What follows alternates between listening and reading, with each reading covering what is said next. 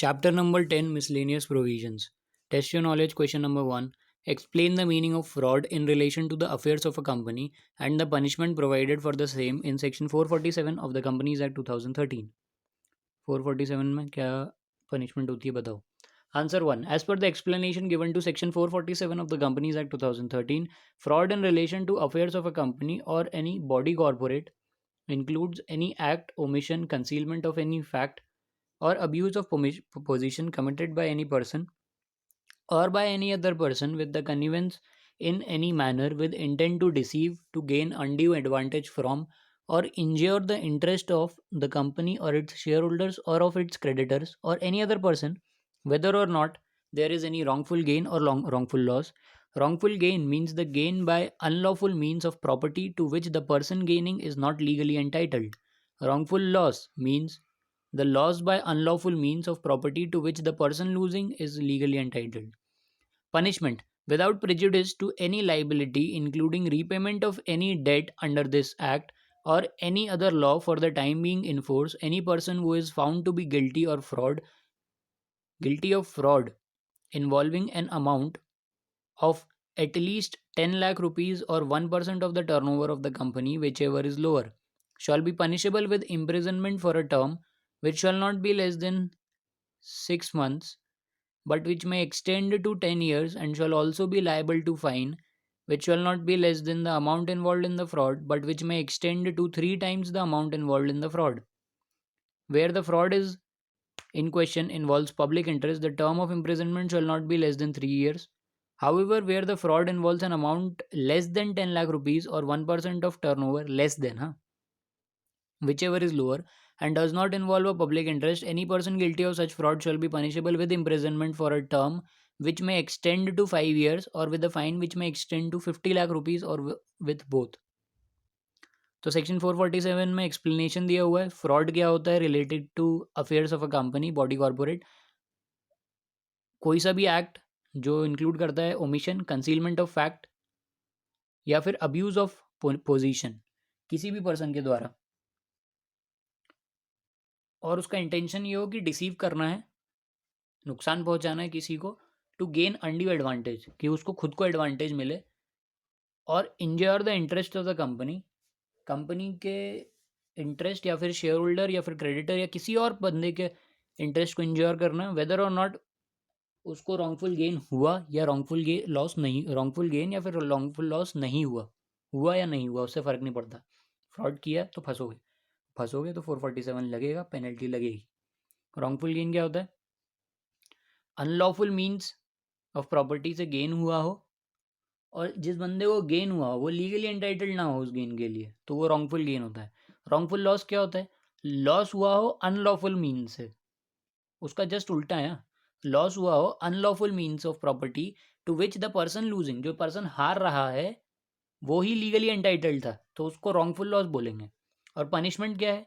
Without prejudice to any liability including repayment of any debt under this act और any other law for the time being in force.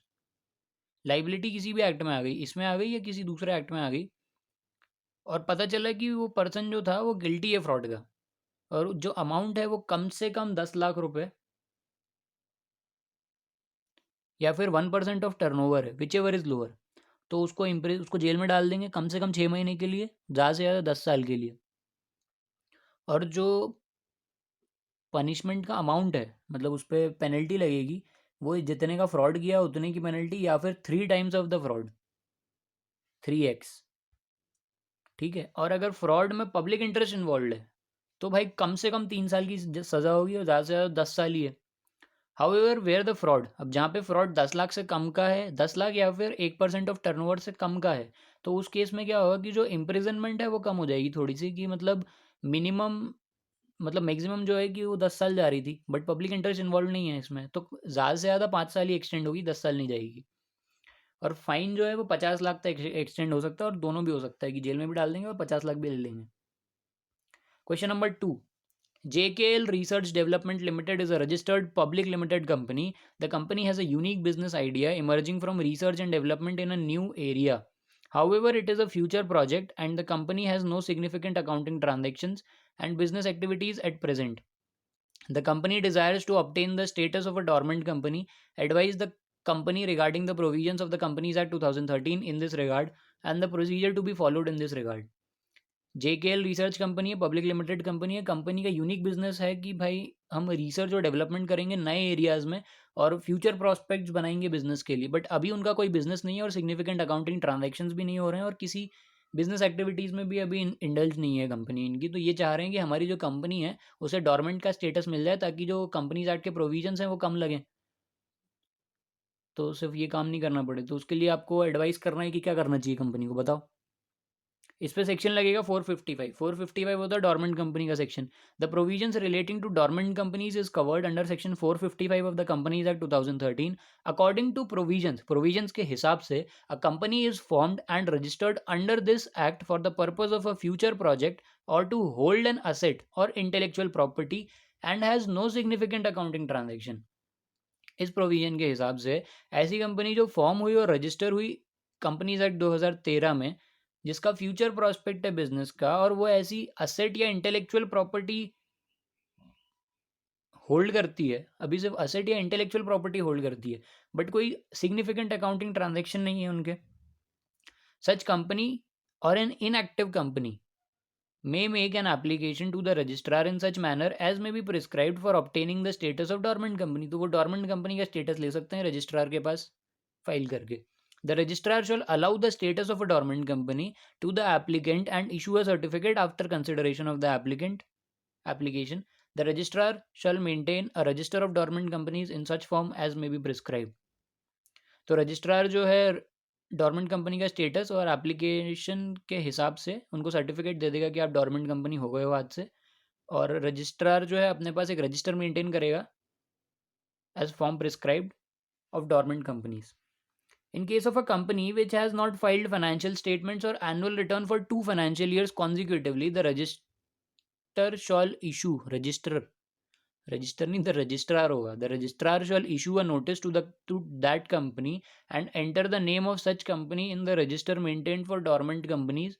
A dormant company shall have such minimum number of directors, file such documents and pay such annual fees as may be prescribed to the registrar to retain its dormant status in the register and may become an active company on an application made in this behalf, accompanied by such documents and fees as may be prescribed.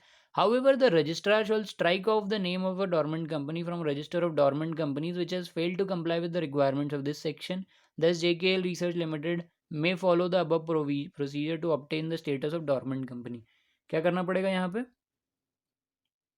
ये सब तो हो गया कि भाई मतलब आपका future prospect है, इंटेलेक्चुअल प्रॉपर्टी है, कोई सिग्निफिकेंट अकाउंटिंग ट्रांजेक्शन नहीं है, तो आप जाके अपना नाम डॉर्मेंट कंपनी के रजिस्टर में लिखवा सकते हो.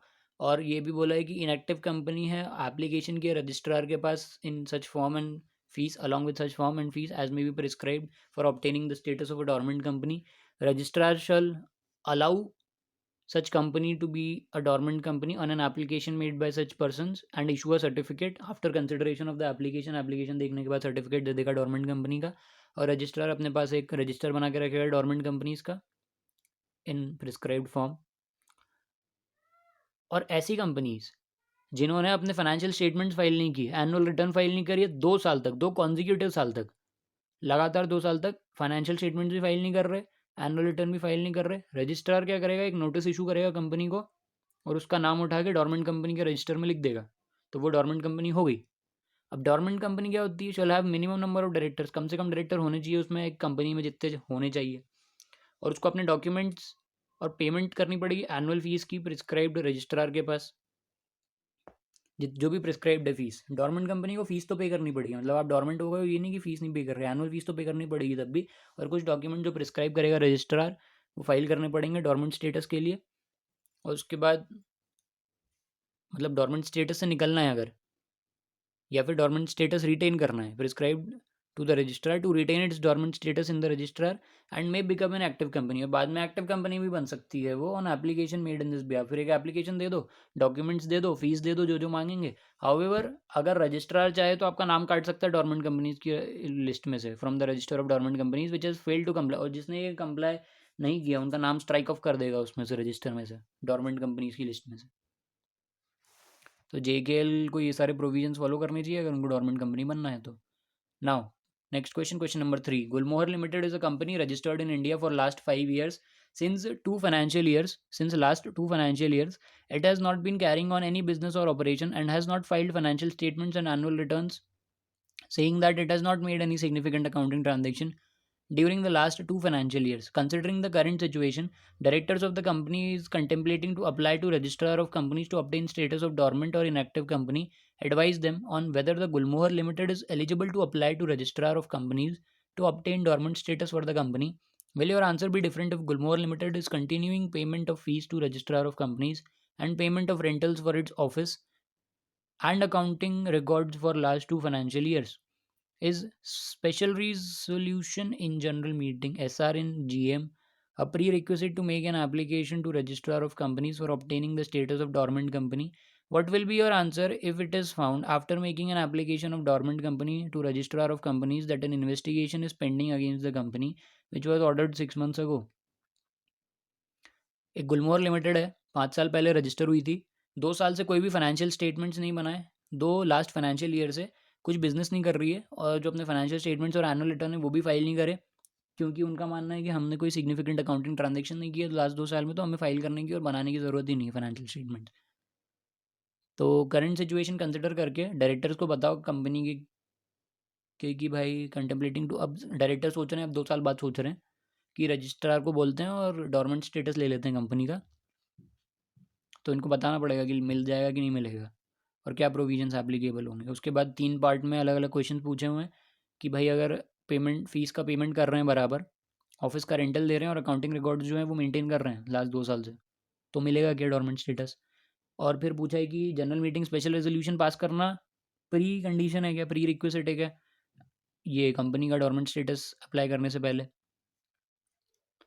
और what will be your answer if found that making an application of dormant company to register of companies at an investigation, और पता चला कि भी एक इन्वेस्टिगेशन पेंडिंग है पिछले 6 महीने से, तो डोरमेंट स्टेटस मिलेगा कि नहीं मिलेगा. So answer 3, according to section 455 of the companies act 2013, dormant company का सेक्शन है 455, an inactive company may make an application to the registrar in such manner as may be prescribed for obtaining the status of a dormant company. Here, inactive company means a company which has not been carrying on any business or operation or has not made any significant accounting transaction during the last 2 financial years or has not filed financial statements and annual return during the last 2 financial years. Gulmohar Limited, since from last 2 years it is not carrying on business or operation and has not filed financial statements and annual returns, saying it has not made any significant accounting transaction during the last 2 financial years. Thus, it falls within the definition of inactive company as stated above, and hence it is eligible to apply to registrar of companies to obtain the status of dormant company. According to explanation to section 455, significant accounting transactions का मतलब क्या होता है. Significant accounting transactions means any transaction other than payment of fees by company to registrar, registrar को fees पे करी, payment made by it to fulfill the requirements of this act or any other law, कोई law की requirements या फिर act की requirements fulfil करने के लिए आपने किसी प्रोफेशनल को पेमेंट किया या उसको पेमेंट किया, एक्ट के हिसाब से कुछ फीस प्रोवाइड थी वो पे करी, तो वो सिग्निफिकेंट अकाउंटिंग ट्रांजेक्शन नहीं होगा. Allotment of shares to fulfil the requirements of this act, इस एक्ट के हिसाब से किसी को शेयर्स अलॉट करने थे वो किए, तो that is also not significant accounting transaction. Payment for maintenance of its office and records, office बनाए रखने के लिए और रिकॉर्ड्स बनाए रखने के लिए प्रोफेशनल को, किसी एम्प्लॉय को, एक आध दो एम्प्लॉय को, कि भाई आप रिकॉर्ड्स तो मेंटेन करो एटलीस्ट, और ऑफिस का रेंट पे कर रहे हैं, तो उस केस में भी that is not a significant accounting transaction. Thus, Gulmohar Limited is still eligible to apply to the registrar of companies to obtain the status of a dormant company, even if it has continued payment of fees to the registrar of companies and payment of rentals for the office and accounting records for last 2 years, as these transactions have been kept outside the purview of significant accounting transactions. Significant accounting transactions के purview से ही बाहर रखा गया इन transactions को. So third part is, according to Rule 3 of the Companies Miscellaneous Rules 2014, a company may make an application in the prescribed form to the registrar for obtaining the status of a dormant company in accordance with the provisions of section 455 after passing a special resolution to this effect in the general meeting of the company or after issuing a notice to all the shareholders of the company for this purpose and obtaining consent of at least 3/4 shareholders in value अब तीसरे part में क्या पूछा था इन्होंने कि would your answer be, what will be your answer if it is found that making an application of dormant company, और आपके ऊपर इन्वेस्टिगेशन पेंडिंग है 6 महीने की। तो इस केस में क्या होगा? According to rule 3 of the companies rules 2014, a company may make an application in the prescribed form to the registrar for obtaining the status of dormant company in accordance with provisions of section 455 after passing a special resolution to this effect in the general meeting of the company, or after issuing a notice to all the shareholders of the company for this purpose and obtaining consent of at least 3/4 shareholders in value. The special resolution is a prerequisite to make an application to registrar of companies for obtaining the status of dormant company. अच्छा, ये तीसरा वाले में तो ये पूछा था कि क्या बोलते हैं, स्पेशल रेजोल्यूशन पास करना प्री रिक्विजिट होता है कि नहीं होता डोरमेंट कंपनी के लिए। तो इसमें बोला है कि प्री रिक्विजिट होता है, general meeting special resolution pass करना पड़ेगा अगर आपको डोरमेंट बनना है तो, और उसमें भी कंसेंट कितने की लगेगी? 3/4 की कंसेंट लगेगी। 3/4 मतलब 75%, क्योंकि स्पेशल रेजोल्यूशन है वैसे भी तो 75% ही होता है। 3/4 सेक्शन 455 लगेगा। एप्लीकेशन कर दो रजिस्ट्रार को डोरमेंट कंपनी बनने के लिए, general meeting special resolution pass कर दो शेयर होल्डर्स में। फिर फोर्थ वाला पॉइंट था अकॉर्डिंग टू रूल, वो फोर्थ वाले में पूछा था ना ऊपर कि डोरमेंट कंपनी बन सकती है कि अगर 6 महीने से अगर कोई इन्वेस्टिगेशन पेंडिंग है तो। According to rule 3 of the companies rules 2014, a company shall be eligible to apply under this rule only if no inspection, inquiry or investigation, no inspection, inquiry or investigation, no inquiry, investigation or inspection has been ordered or taken up or carried out against the company. ऐसी कोई भी company apply नहीं कर सकती भाई, कोई भी company apply नहीं कर सकती डोरमेंट बनने के लिए जिसके ऊपर इन्वेस्टिगेशन चल रही हो, इंक्वायरी चल रही हो, इंस्पेक्शन चल रही हो। According to section 455 dormant company subsection 6 में लिखा हुआ है, the registrar shall strike off the name of a dormant company from the register of dormant companies which has failed to comply with the requirements of section 455। अगर मान लो registrar ने नाम लिख भी दिया डोरमेंट कंपनीज के रजिस्टर में, उसको डोरमेंट कंपनी का सर्टिफिकेट दे भी दिया, तो अगर उसको पता चलता है रजिस्ट्रार को कि इसने प्रोविजन से कंप्लाई नहीं किया और इसके ऊपर इन्वेस्टिगेशन चल रही थी, तो उसका नाम हटा देगा, स्ट्राइक ऑफ कर देगा सेक्शन 455 सबसेक्शन 6 के हिसाब से। In the given case Gulmohar limited was not eligible to apply for the status of a dormant company, क्योंकि इन्वेस्टिगेशन चल रही थी, as an investigation was pending against the company which was ordered 6 months ago, but since it has already made an application and then it came to the light about the pending investigation against the company, the registrar shall not register it as a dormant company, and if already registered as a dormant company, strike off the name of a dormant company from the register of dormant companies as the company has contravened the necessary requirements. तो ये chapter भी खत्म हो गया, other miscellaneous provisions.